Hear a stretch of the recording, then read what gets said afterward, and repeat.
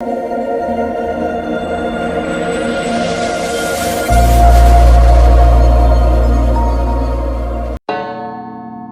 के करीब 10 बजे का समय था। एक औरत अपने हाथ में एक पिंजरा लिए आगे बढ़ रही थी, जिस पर काला कपड़ा ढका हुआ था। उसने काली साड़ी पहनी थी। बाल लंबे और घने थे, जो उसकी चिकनी गोरी कमर पर लहराते बहुत आकर्षित लग रहे थे। वो अपने चेहरे पर मुस्कान लिए आगे बढ़ रही थी। वहीं एक तांत्रिक, जिसकी उम्र लगभग 45 साल के आसपास थी, एक सुनसान सी जगह बैठा कोई तंत्र विद्या कर रहा था। कुंड के सामने बैठा है।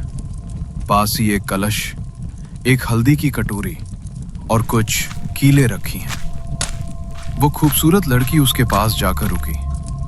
जो कहा था वो लेके आई हो? हाँ तांत्रिक बाबा। ये कहकर उसने हाथ में पकड़ा पिंजरा जमीन पर रखा और ऊपर से कपड़ा हटा दिया। उसके अंदर एक काला मुर्गा रखा था। उसे गौर से देखने पर पता चल रहा था कि उसकी गर्दन पर किसी लड़की के कुछ बाल बंधे हुए थे। तांत्रिक ने उस मुर्गे को बाहर निकाला और फिर उसको पूरी तरह से हल्दी में रख दिया। अपना हाथ आगे करो। लड़की ने हाथ आगे किया तो तांत्रिक ने उसकी हथेली पर 5 कीले रख दी। एक एक करके ये कीले इस मुर्गी के पेट में उतार दो। हर कीले के बीच 3 मिनट का अंतर होना चाहिए। ये सुनकर उस लड़की ने मुर्गे को पकड़ा और फिर बेरहमी से उस लड़की का पति मनोज गोमती नाम की एक औरत के साथ बेड पर लेटा था। गोमती, तुम मुझे कभी छोड़कर तो नहीं जाओगी ना? कभी नहीं, हमेशा तुम्हारे साथ रहूंगी, जिंदगी भर। गोमती अपने चेहरे को मनोज के चेहरे के करीब ले जा रही थी। तभी वो चीख उठी। अरे गोमती, क्या हुआ?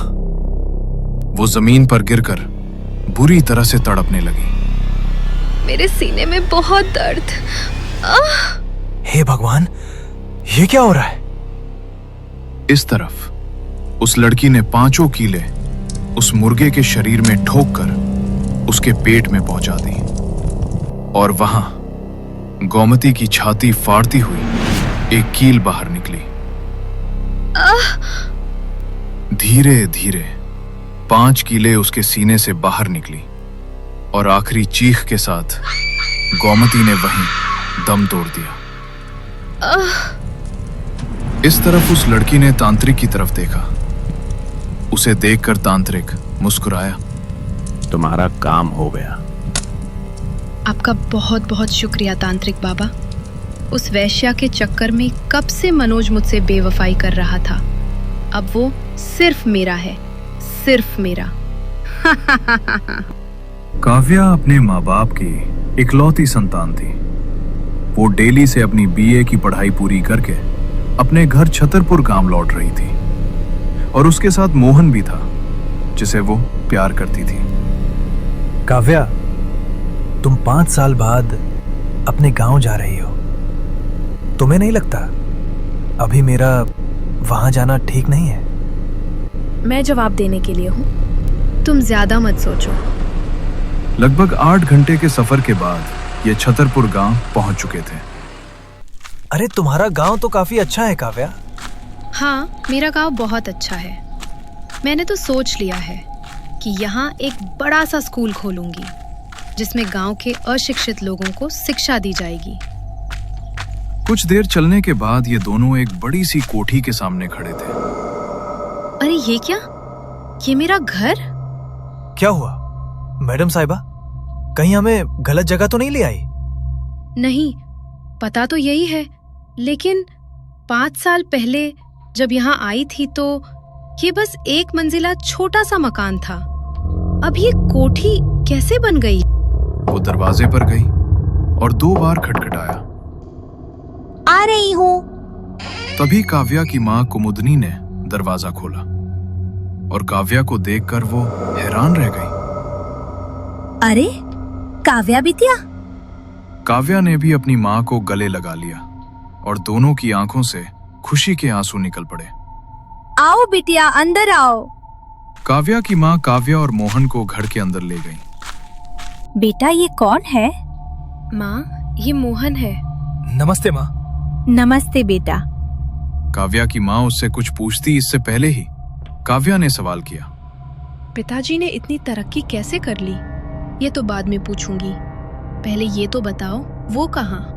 बेटा, वो तो अब सुबह ही आएंगे। सुबह आएंगे मतलब? कहाँ गए हैं वो? काव्या बेटा, तुम्हारे पिता अब रघुवीर नहीं रहे, वो महान तांत्रिक रघुवीर बन चुके हैं। उन्होंने तंत्र विद्या में नहीं, महारत हासिल कर ली है और अब वो परेशान हाल लोगों के ऊपर से प्रेत बाधा हटाना और उनकी परेशानियों को दूर करने का काम करते हैं। अगले 10 गांवों में भी तेरे पिता के जैसा कोई दूसरा तांत्रिक नहीं है। ये सुनकर पूरी रात काफी हैरान थी, लेकिन अपने पिता की तरक्की देखकर उसे खुशी भी थी। वो पूरी रात अपने शिविर में ही बैठते हैं और सुबह घर आते हैं। इसके बाद सभी ने साथ मिलकर खाना खाया। बेटा मोहन, तुम दूसरी मंजिल वाले कमरे में चले जाओ। और काव्या बेटा, तुम तो मेरे साथ ही सोने वाली हो ना? हाँ माँ, मैं तो आज आपके साथ ही सोने वाली हूँ। 5 साल बाद जो मिली हूँ आपसे। शुभ रात्रि माँ। शुभ रात्रि बेटा। मोहन अब उस कमरे में चला गया जहां कुमुद ने उसे बताया था। उसके बाद कुमुद काव्या को अपने कमरे में ले गई। बेटा, क्या तुम इस लड़के से शादी करना चाहती हो? ये सुनकर काव्या ने थोड़ा शर्मा कर जवाब दिया। हाँ माँ, मैं उसके अलावा किसी और के बारे में सोच भी नहीं सकती। अब पिताजी को कैसे मनाना है वो आप देखो। सुबह होने पर काव्या के पिता रघुवीर घर लौटे और आंगन में बने कमरे में चले गए। वहां सिर्फ एक कुंड जल रहा था। रघुवीर उसके सामने बैठ गया। तभी कुमुद वहां पर आई और उसे नाश्ता करवाया। आपकी बेटी आई है, कम से कम उससे तो जाकर मिल लो। उसे यही ले आओ, मेरी सुबह की क्रिया का समय भी हो रहा है। कुमुद कमरे से निकल काव्या के पास पहुंची और उसे नींद से जगाया। बेटा काव्या, तुम्हारे पिताजी आ गए हैं। यह सुनकर काव्या खुश होती हुई जाग उठी। क्या माँ, पिताजी आ गए? कहाँ है? आओ मेरे साथ। कुमुद काव्या को अपने साथ उस कमरे में ले गई। पिताजी? वो जाकर अपने पिता के गले लग गई और रघुवीर ने भी बैठे बैठे ही उसे प्यार किया। काव्या बेटा, कैसी हो तुम? पढ़ाई कैसी चल रही है? सब कुछ ठीक चल रहा है पिताजी, बस आप लोगों की याद बहुत आती है। याद तो अपनों की आती ही है बेटा, लेकिन जब इंसान जिम्मेदार हो जाता है तो उसे अपनी भावनाओं को काबू करना पड़ता है। तभी मोहन कमरे में दाखिल हुआ। प्रणाम पिताजी। मोहन ने काव्या के पिता के पैर छुए। ये पिताजी, वो ये मोहन है। इतना कहकर काव्या रुक गई और रघुवीर उसके चेहरे पर हिचकिचाहट देखकर समझ गया कि वो उसे पसंद करती है। क्या उम्र है तुम्हारी? क्या करते हो? जी मेरी उम्र 23 साल है। मैंने काव्या के साथ ही अपनी पढ़ाई पूरी की है। यह सुनकर रघुवीर ने काव्या से कहा, जाओ बेटा, मुझे तुम्हारी माँ से कुछ बात करनी है। काव्या ने मोहन की तरफ देखा और फिर ये दोनों कमरे से बाहर निकल गए। क्या बात कर रहे होंगे तुम्हारे पापा? क्या उनको मैं पसंद नहीं आया? ये तो अब माँ ही बताएंगी। कुछ देर बाद कुमुदी कमरे से निकली। काव्या बेटा, जी माँ, क्या कहा पिताजी ने? वो कह रहे थे कि तुम्हारी शादी उन्होंने बचपन में ही अपने दोस्त के बेटे कुलजीत से तय कर दी थी। माँ, लेकिन लेकिन मैंने उन्हें समझाया तो वो मान गए। ये सुनकर काव्या का चेहरा खिल उठा। माँ, I love you. I also love you माँ। ये दोनों अब बहुत खुश थे। दोपहर के समय काव्या मोहन को गांव घुमाने ले गई। पहले ये जंगल में घूमने गए और फिर एक झरने पर पहुंचे। वाह, कितना खूबसूरत है। ये दोनों किनारे पर खड़े थे। तभी एक चिकने पत्थर से मोहन का पैर फिसला। आह! मोहन! मोहन पानी के साथ बहता हुआ नजरों से ओझल हो गया और काव्या बस एक बुत बनकर रह गई। वो भागती भागती अपने घर पहुंची। पिताजी, वो मोहन। कुछ ही देर में अफरा तफरी मच गई। रघुवीर मुखिया और गांव के कुछ लोग झरने पर पहुंचे। हम दोनों यहाँ खड़े थे, फिर मोहन का पैर फिसला और वो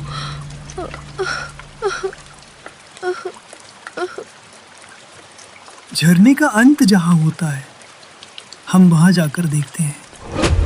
मैं भी चलूंगी। नहीं बेटा, हम जा रहे हैं। तुम अपनी माँ के साथ घर पर ही रहो। पिताजी, अगर मोहन को कुछ हो गया तो मैं... फिक्र मत करो बेटा, उसे कुछ नहीं होगा। रात के 9 बजने वाले थे और अभी तक कोई नहीं लौटा था। काव्या की बेचैनी अब अपनी चरम सीमा पर थी। उसने एक बार झरने की तरफ देखा और फिर जैसे ही वापस रास्ते की तरफ देखा तो उसका चेहरा खिल उठा। मोहन! रघुवीर के साथ मोहन सामने से आता हुआ नजर आया। मोहन, तुम ठीक हो? हाँ, मैं बिल्कुल ठीक हूँ। ये झरने के अंत में झाड़ियों में आ गिरा था और बेहोश हो गया था। वो तो अच्छा हुआ कि समय पर हम वहां पहुंच गए और इसके शरीर से पानी निकालकर इसकी जान बचाई। तभी एक आदमी भागा भागा वहां आया। प्रणाम बाबा। वो क्या हुआ? क्रिया का समय हो गया है। हम आपके साथ अभी चलते हैं। ये कहकर रघुवीर ने काव्या और बाकी सभी को घर के अंदर भेजा और खुद उस आदमी के साथ निकल दिया। मोहन, अगर तुमको कुछ हो जाता तो मैं अपने आप को कभी माफ नहीं कर पाती। वैसे ये बहुत अजीब था। मेरा पैर फिसला कैसे? तुम भी तो उसी पत्थर पर खड़ी थी। तभी वही आदमी वापस आया। उसके हाथ में एक पोटली थी। उसने मोहन को इशारा करते हुए बोला, काव्या बेटा, बाबा ने कहा है कि ये पोटली मोहन को तकिए के नीचे रखकर सोनी है और कुछ भी हो जाए इसे तकिए के नीचे से निकालना नहीं है और सुबह होने पर उसको चौखट पर फेंक देना। मैं ही इसे वापस लेने आऊंगा। काव्या को ये बात बहुत ही अजीब लगी। पिताजी, इस पोटली को रखने के लिए क्यों बोल रहे हैं? अरे जब वो कह रहे हैं तो रख लूंगा ना, क्या फर्क पड़ता है? मोहन ने वो पोटली अपने तकिए के नीचे रख ली और फिर सो गया। रात के तकरीबन 3 बजे अचानक से मोहन को महसूस हुआ कि उसके चेहरे पर कुछ टपक रहा है और वो जाग उठा। हाँ? उसने हाथ अपने चेहरे पर फेरा तो उसने... अरे ये तो खून है। ये कहां से गिर रहा है? लाइट खोलना चाहिए, लेकिन कोई लाइट नहीं जली। वो घोर से देख रहा था कि वो खून छत से ही उसके बिस्तर पर टपक रहा था। तभी उसे एक आवाज सुनाई दी। अंकल, मुझे बचा लो अंकल, वो मुझे मार देगा। उसने झटके से देखा तो एक 15 साल का लड़का वहां खड़ा रो रहा था। अरे बेटा, क्या हुआ तुमको? कौन हो तुम? अंकल, मुझे बचा लो, आप ही मुझे बचा सकते हो।